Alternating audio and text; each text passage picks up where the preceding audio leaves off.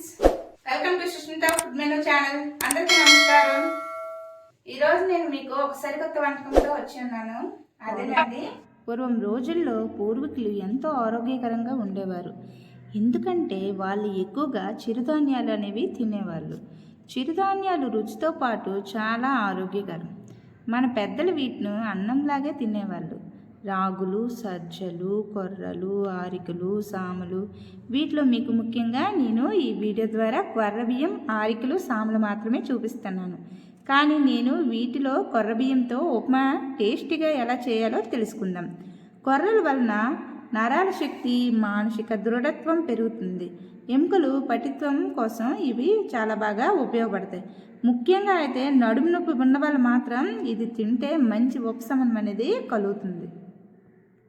ఇప్పుడైతే మీకు కొర్రలతో అనేది ఒక రెసిపీ అనేది తయారు చేసి చూపిస్తున్నాను. కొర్రల వలన బీపీ కంట్రోల్లో ఉంటుంది, అలాగే షుగర్ కంట్రోల్లో ఉంటుంది. వెయిట్ లాస్ కోసం ట్రై చేసే వాళ్ళు ఖచ్చితంగా ఈ కొర్ర బియ్యం ఉప్మా తింటే ఖచ్చితంగా వెయిట్ లాస్ అవుతారు. కొర్ర బియ్యంతో ఉప్మా అనేది చక్కగా తయారు చేసుకుందాం రండి. మరి నేనైతే మీకు తేడా చూపించడం కోసం అయితే 3 రకాల చిరుధాన్యాలు అనేది నేను చూపిస్తున్నాను. చూసారు కదా, ఇవి కొర్ర బియ్యం అండి, కొంచెం పసుపు రంగులో ఉంటాయి. ఇవి సామలండి, చూడండి. ఇవి చూసారు కదా, ఇవి ఆరికలు అండి. ఇవి మన చోడు గింజల్లాగే ఉంటాయి. ఇవి మధ్యాహ్నం పూట కూడా చేసుకొని తినచ్చు, లేదా ఉదయం పూట కూడా చేసుకుని తినచ్చు. కానీ చేసుకోవాలంటే ముందుగా మనం ఒకరోజు రాత్రి అంతా నానపెట్టుకొని అయితే ఉంచుకోవాలి.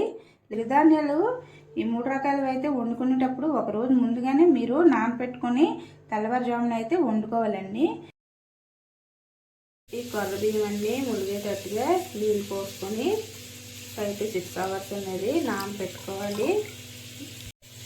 ఇలాగ నానపెట్టుకుని మాత్రమే వండాలి, లేదంటే శుభ్రంగా ఉడకవు. దానివల్ల స్టమక్ పెయిన్ అనేది రావడం జరుగుతుంది. చూసారుగా, నేను ఈ విధంగా అన్నీ కూడా గింజలన్నీ మునిగేటట్టుగా నేను నానపెట్టుకొని 6 hours తర్వాత మాత్రమే వీటిని యూజ్ చేస్తానన్నమాట. ముందుగా కొర్ర బియ్యం వండుకోవడానికి కావాల్సినవి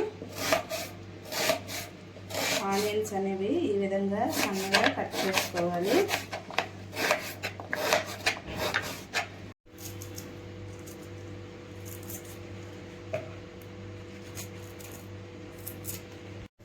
కడాయి వేడెక్కాక కొంచెం ఆయిల్ వేసుకోవాలి.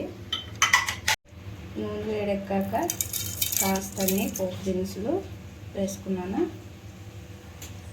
ఇక్కడ సాల్ట్ అనేది యాడ్ చేసుకోవాలి.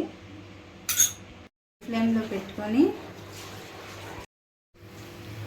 చూసారు కదా, ఈ విధంగా వాటర్ అనేది పైకి పొరులుతూ ఉంది కాబట్టి ఈ విధంగా వచ్చినప్పుడు మాత్రమే కొర్ర బియ్యం అనేవి యాడ్ చేసుకోవాలి. కొర్ర బియ్యం యాడ్ చేసుకునేటప్పుడు మనం ఏదైతే రాత్రంతా నానబెట్టుకొని ఉంచుకున్నామో ఆ కొర్ర బియ్యం అనేవి అలాగే నీళ్ళతో పాటు వేసుకోవాలి.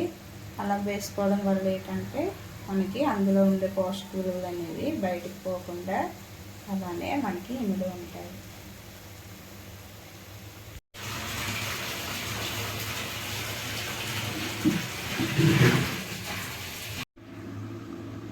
కొర్ర ఉప్మా ఉడికేలోపు మీకోసంతో మనం గార్నిష్ చేసుకుందాం. విధంగా చూసారు కదా, కొర్ర బియ్యం అనేది రెడీ అయిపోయింది.